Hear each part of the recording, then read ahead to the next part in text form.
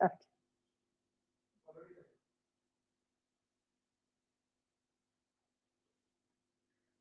Good evening, friends. Today, we speak about the whitewashing of Bollywood stars and their wives by Karan Johar. Sushant Singh's death and the huge world movement asking for justice for Sushant has dented Bollywood and put them into depression, mainly because public have taken the boycott Bollywood in movies, TV, and ads very seriously. Well, now Karan has produced a reality series on TV to resurrect the sagging careers of the Akshay Kumars and the Shah Rukh Khans. Nothing original, just a hodgepodge of Sex in the City and Desperate Housewives, with wives you would rather run away from than go to. First of all, he picks up a bunch of losers like Suhail Khan, who looks like a werewolf with more muscles, Samir, Neelam's husband, who is in an Ekta series guy. Sanjay Kapoor, who I thought had fossilized by now, and Chunky Pandey. This guy a star? Come on, Karan Johar. Then he foists his even boring coffee with Karan show on these women in different spots in Mumbai and in Doha. And he thinks he is intimidating. Wow, this is quite an original formula. These wives of these losers, once upon a time actors, come with drooping bottoms, Botox lips, and filler cheeks, and fake accents. Our first reaction is, who the hell are these women? And what are they? And why are they relevant to us at all? And their greatest event is not the Olympics or the Oscars, but Le Ball in Paris, run by a senile French lady in Paris so many years back. So we realize that the size of their brains is as minute as the food they eat. Maheep, who is Sanjay's wife, and Sanjay think that their wife has landed with Prince Andrew. It's only her dancing partner in the ball. And the whole gang of women get all excited about it. So this warrants a trip to Paris where they love everything French and hate everything Indian. Not one of these wives speak in Hindi, nor do they wear a sari or a salwar. So anything Indian is looked up down upon by these manicured hands and heeled women. Neelam says her legs are so white that she needs to get them tanned in a conversation. And what kind of accent are you using, Neelam? I've traveled so far, far and wide. I could never recognize your accent at all. So, uh, the subject what people have raised in Sushant after Sushant's death, like nepotism, star struggles, and failures, are all amply discussed by wives, husbands, and their nepo kids.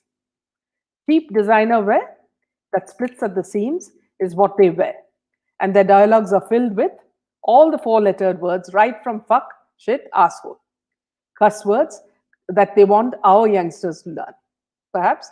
And then, and when Samir explains the meaning of MILF, the wives almost faint in shock. The same coterie that Kangana had earlier described as the ones who indulge in drugs and wife swapping, and what's more, they love to show the middle finger.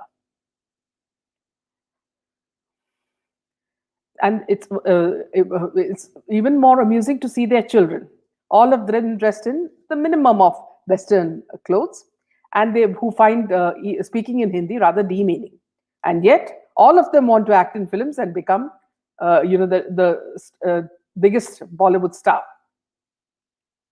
Of course, we all know Gunjan Saxena flopped, so Karan brings in Janvi in skimpy shorts, because that is the only part of her persona that people would seriously look at.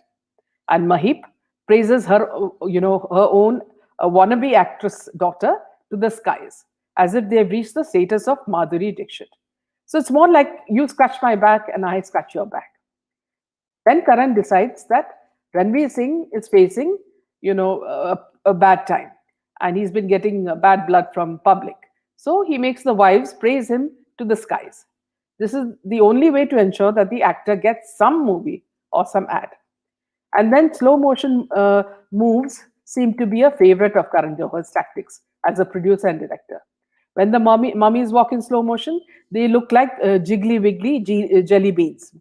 And of course, when Shah Rukh Khan's wife wriggles in, we don't know where to look. Parts of her body peep out from all over her dress. This must be despite the shapewear she wears under it.